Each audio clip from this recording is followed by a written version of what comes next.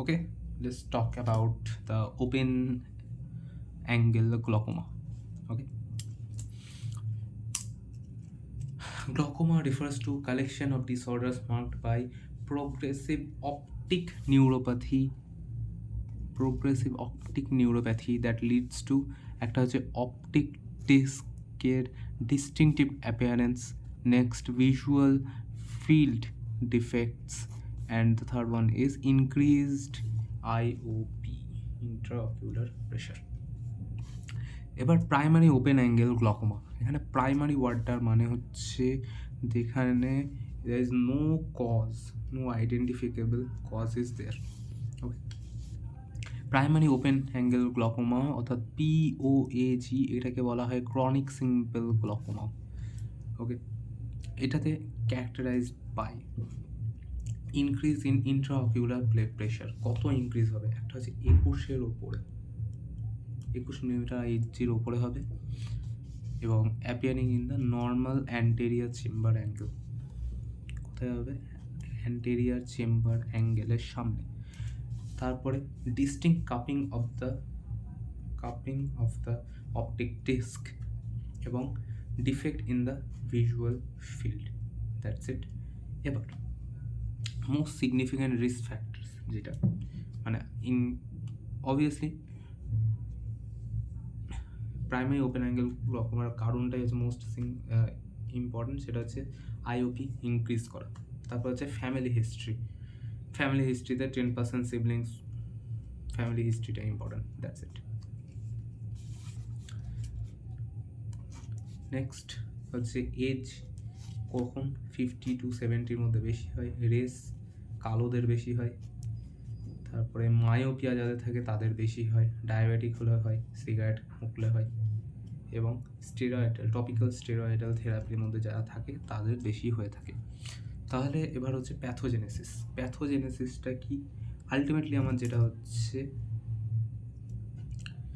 IOP বাড়ছে কখন? IOP যখন বাড়ছে যখন আউটফ্লোটা কমে যাচ্ছে, অ্যাকুয়াস আউটফ্লো কমছে। ওকে, না এই আউটফ্লোটা কখন কমছে? একটা যখন ট্র্যাবিকুলার মেশওয়ার্ক যেটা আছে সেখানে স্ক্লেরোসিস হচ্ছে এবং থিকেনিং হচ্ছে ডিউ টু কোলাজেন টিস্যু, এটার জন্য।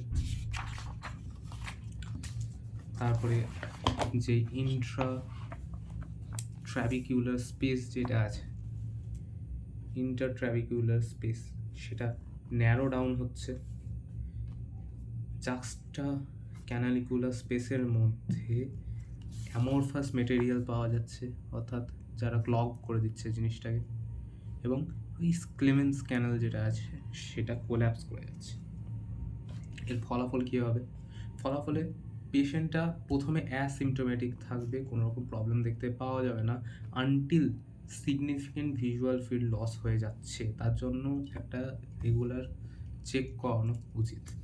নেক্সট হচ্ছে মাইল্ড হেডেকস থাকবে, মাথা ব্যথা হবে অল্প অল্প, চোখে আই ডিসকমফর্ট দেখতে পাবো, স্কোটোমা কারো কারো দেখা যেতে পারে, অ্যাকোমোডেশনে সমস্যা হবে চোখের, ডার্ক অ্যাডাপশন যেটা আছে সেখানে ডিলে দেখা যাবে, এবং যদি ট্রিট না করা হয় তাহলে ভিশন লস হতে পারে।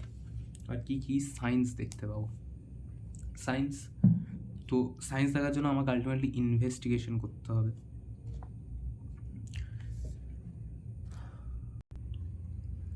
তাহলে আমার কি কি অপশান আছে, সাইন আমি কি কি পাবো সেটা ইনভেস্টিগেশন থেকে বেরোলেই পড়া যাবে। ইনভেস্টিগেশন কী আছে? একটা হচ্ছে টোনোমেট্রি, ওকে, তারপরে হচ্ছে সেন্ট্রাল কর্নিয়াল থিকনেস চেক করতে হবে, সিসিটি যদি খুব লো হয়, লোয়ার দ্যান 55, লো সিসিটি যেটা আছে সেটা হচ্ছে risk factor for the conversion of hypertension HTN থেকে গ্লকোমাতে, ঠিক আছে এইটা।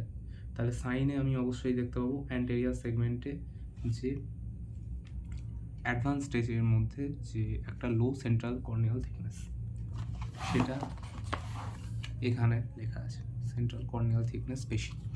নেক্সট হচ্ছে ইন্ট্রাঅকিউলার প্রেশার আমি চেক করব, তো ওইটার জন্য আমার ইনভেস্টিগেশন হচ্ছে ডাইউরেনাল ভ্যারিয়েশন চেক।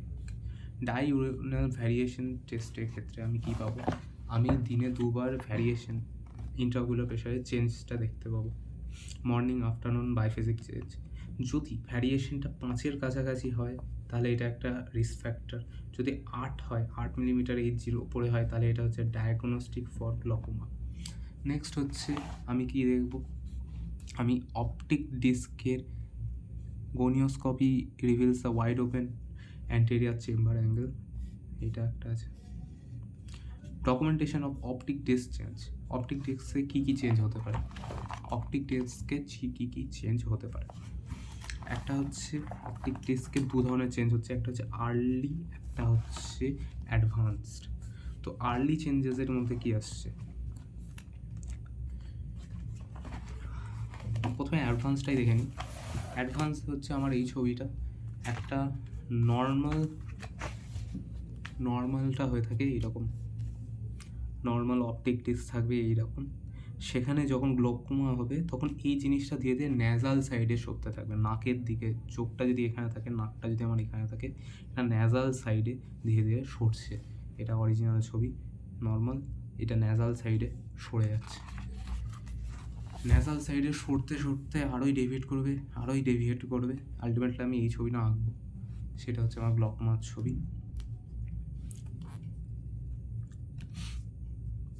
পুরোটা ন্যাজাল সাইডে সরছে। তাহলে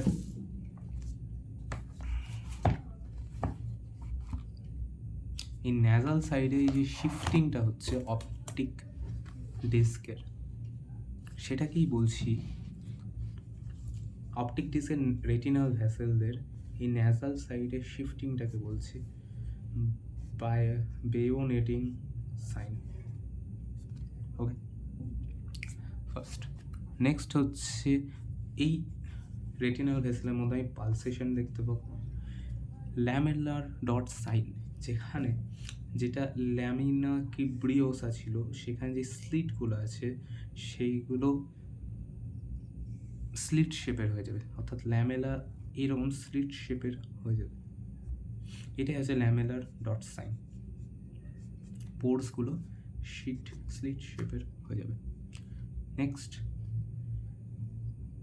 বাকি হচ্ছে কাপিং যেটা আছে সেটা বড় হবে ক্রমাগত, অ্যাডভান্সে বড় হবে। নর্মাল হচ্ছে 0.325, সেখান 3 to 4, সেখান থেকে 0.7 0.9 অবধি চলে যাচ্ছে। কাপিংটা বড় হবে।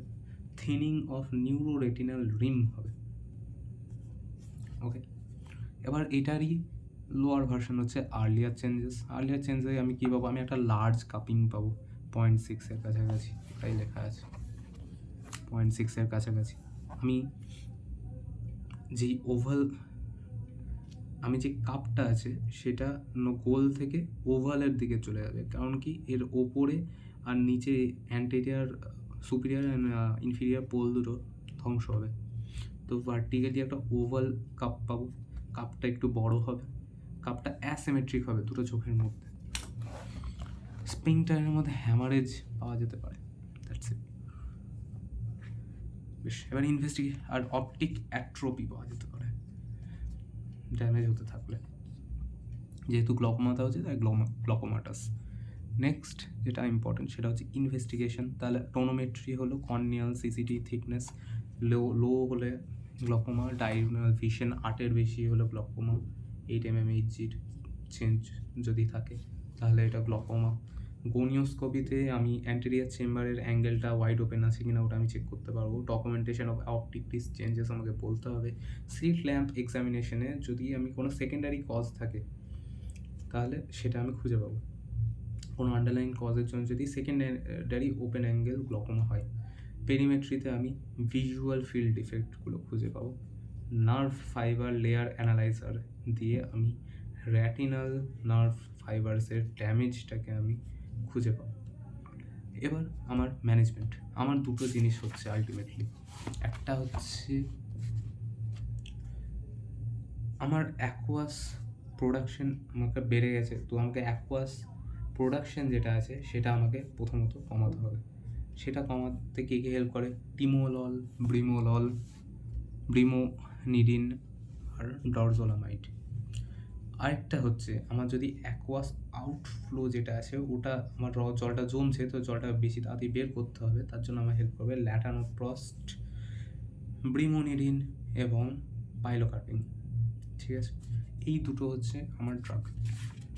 তাহলে শুরুতে প্রথম ড্রাগ কি? প্রথমটা হচ্ছে আমার ল্যাটানোপ্রস্ট। ওটা কি? Prostaglandin analog. এটা কি করে?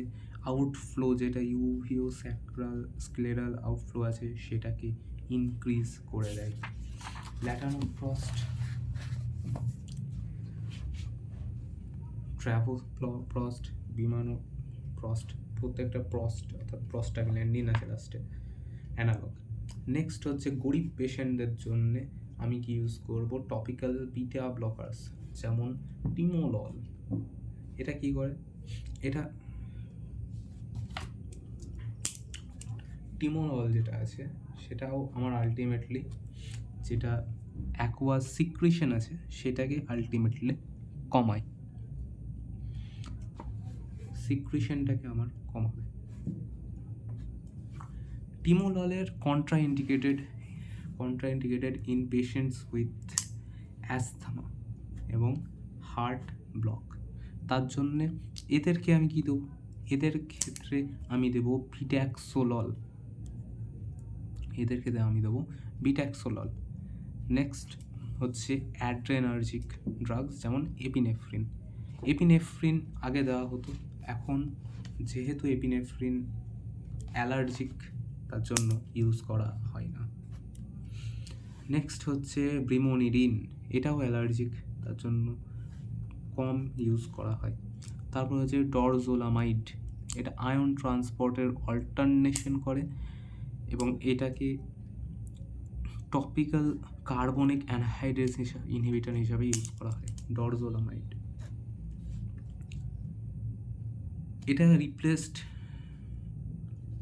এটা পাইলোকার্বিনকে রিপ্লেস করেছে। পাইলোকার্বিন হচ্ছে মোস্ট হিস্টোরিক্যালি সবথেকে বেশি ট্রিট করেছে, কিন্তু পাইলোকার্বিনে আলটিমেটলি আমার কি হচ্ছে? অ্যাকোমোডেশন স্প্যাজম এবং মিওসিস ইন ইয়াঙ্গার পেশেন্টস। তার জন্য আমি পাইলোকার্বিন দেওয়ার চাইতে ডরজোলামাইডকে প্রেফার করব।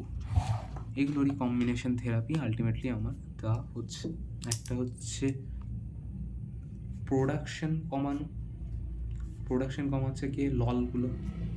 লল, ব্রিমোনিডিন আর ডরজোলামাইড। আরেকটা হচ্ছে আউটফ্লোটা বাড়ানো। আউটফ্লোকে বাড়াচ্ছে ড্রেন বেসিক্যালি হচ্ছে ল্যাটানোপ্রস্ট, ব্রিমোনিডিন, পাইলোকার্বিন। এছাড়া অ্যাসিটাজোলামাইড আছে, ইউজ করা হয়